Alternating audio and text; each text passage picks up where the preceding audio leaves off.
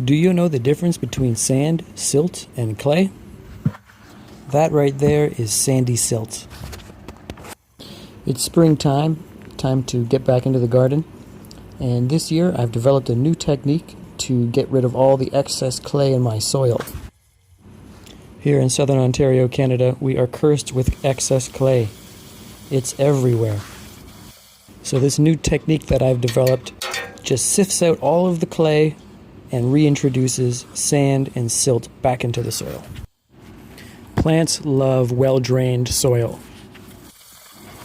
However, here in southern Ontario, it rains so often and the soil is so rich in clay that the water doesn't percolate quick enough and the plant roots are starved of oxygen and drown.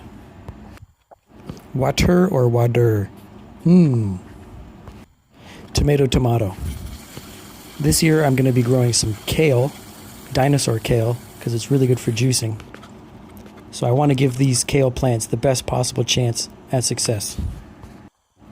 Now, some textbooks say that you should never, ever add a different medium of soil density to the hole. And the reason they say this is because they figure that when water does enter the system, that it's all going to flood into those well-draining holes, which is an honest argument, I understand, but I don't buy it. Because the way I see it is it's better to at least make a nice local environment that does have ideal conditions sometimes than it is to have a terrible environment that has poor conditions all the time. Here you can see I'm measuring the holes. So these are, I think, 4 by 4 feet quadrants. So I just measured 2 feet towards the center line, and then I just go 1 foot such and such direction and 1 foot 90 degrees to that, and then I find the hole. So then there's 4 perfectly well-spaced holes. So a moment ago I mentioned the difference between sand, silt, and clay. So all 3 are part of the soil profile.